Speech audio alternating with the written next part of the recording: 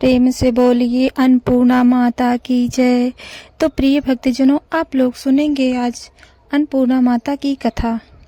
माँ अन्नपूर्णा माता का महाव्रत मार्गशीर्ष की कृष्ण पक्ष पंचमी से प्रारंभ होता है और मार्गशीर्ष शुक्ल षष्ठी को समाप्त होता है।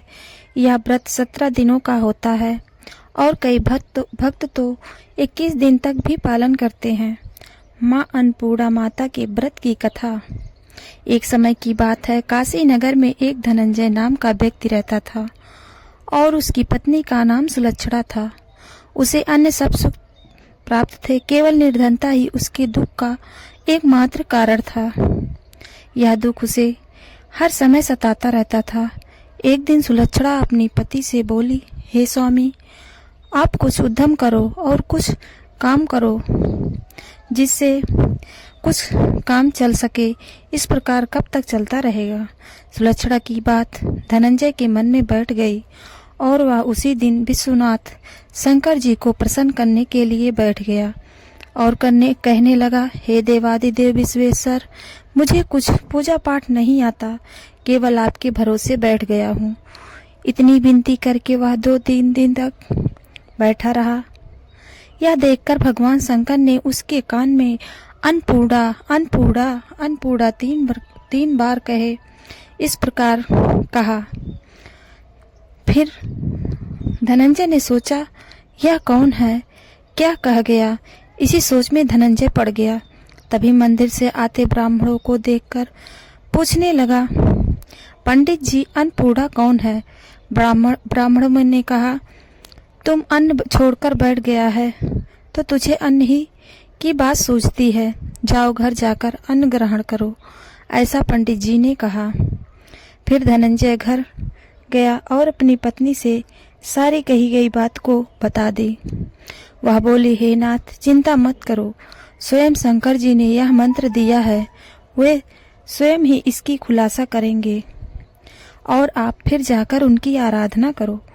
धनंजय फिर जैसा का तैसा पूजा में बैठ गया। रात्रि में शंकर जी ने आज्ञा दी और कहा कि तू पूर्व की दिशा में चला जा। वह रास्ते में अन्नपूर्णा का नाम जपता जाता और फल खाता, झरने का पानी पीता जाता। इस प्रकार कितने दिनों तक चलता गया। वहां उसे चांदी से चमकती वन की शोभा दिखाई दी और सुंदर सरोवर दिखाई पड़ा। उसके किनारे कितनी अप्सराएं झुंड बनाकर बैठी थीं और एक लोग कथा सुनाती और सब मिलकर माँ अन्नपूर्णा इस प्रकार बार बार कहती थी। यह अगहन मार्गशीर्ष मास की उजेली रात थी और उसी दिन से ही व्रत का आरंभ था। जिस सप्त की खोज करने धनंजय निकला था, वहां उसे उस प्रश्न का उत्तर मिल गया। धनंजय ने उनके पास जाकर पूछा, हे देवियाँ, आप लोग यह क्या कर रही हो। तो उन सब ने कहा, हम सब माँ अन्नपूर्णा का व्रत कर रहे हैं। तब धनंजय ने पूछा, व्रत पूजा करने से क्या होता है, या किसी ने किया भी है, इसे कब किया जाता है और यह कैसा व्रत है, इसकी विधि क्या है, आप लोग मुझे विस्तार से बताओ। वे कहने लगी, इस व्रत को तो सब कोई कर सकता है।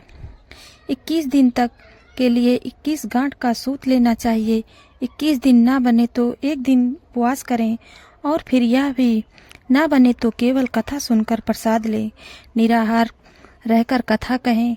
कथा सुनने वाला कोई ना हो तो पीपल के पत्तों को रखकर सुपारी या धृत कुमारी वृक्ष के सामने लाकर दीपक को साक्षी कर सूर्य, तुलसी या महादेव को बिना कथा सुनाए मुख में दाना नहीं डालना चाहिए। यदि भूल से भी कुछ खा भी ले तो एक दिन फिर उपवास करें। व्रत के दिन क्रोध ना करें और झूठ भी ना बोलें। फिर धनंजय बोला, इस व्रत को करने से क्या होगा। तो स्त्रियां ने बोली, वे कहने लगी, इसके करने से अंधे को नेत्र मिले और लूले को हाथ मिले, लंगड़े को पैर मिले, निर्धन को धन मिले और बांझन को पुत्र मिले, मूर्ख को विद्या आए और जो जिस कामना के लिए व्रत करे उसे उसकी सभी मनोकामना पूरी हो।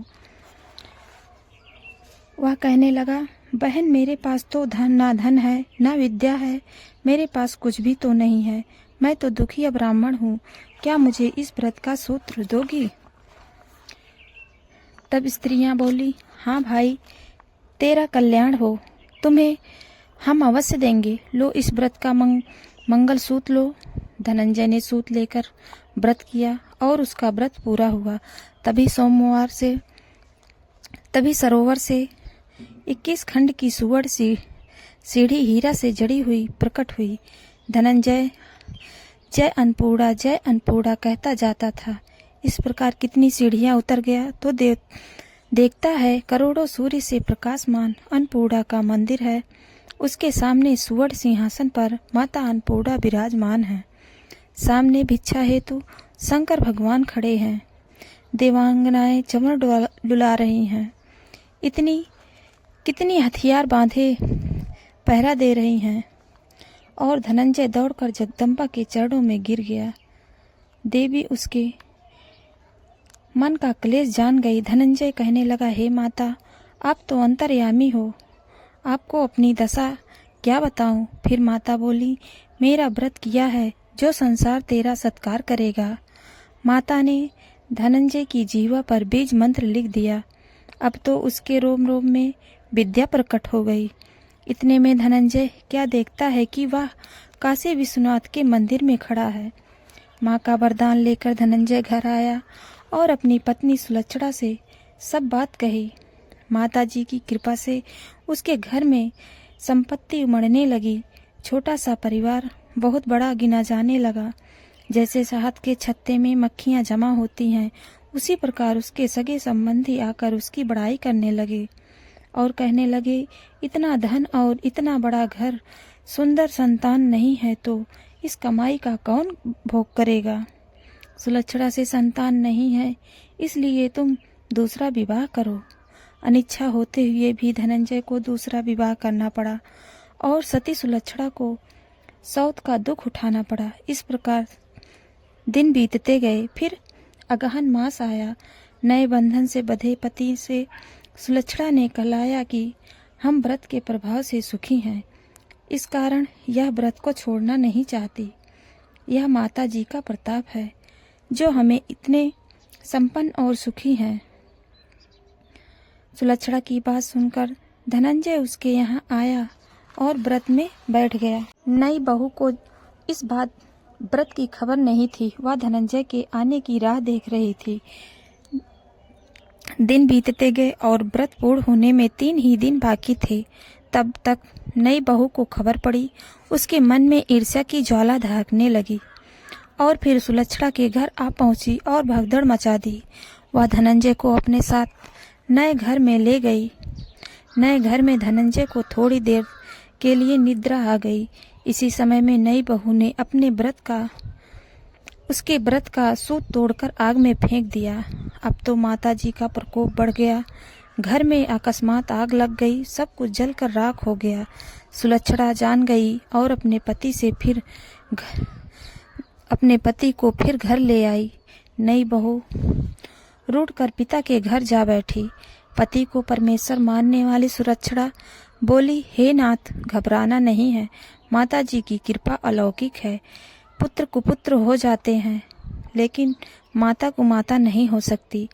अब आप श्रद्धा और भक्ति से आराधना शुरू करो, वे जरूर हमारा कल्याण करेंगी। धनंजय फिर माता के पीछे पड़ गया। फिर वही सरोवर सीढ़ी प्रकट हुई। उसमें माँ अन्नपूर्णा कहकर उतर गया। वहां जाकर माता जी के चरणों में अपना दुख फिर से कहने लगा। फिर माता प्रसन्न होकर बोली, यह मेरी सुवर्ण की मूर्ति ले, उसकी पूजा करना, तो फिर सुखी हो जाएगा। जा, तुझे मेरा आशीर्वाद है।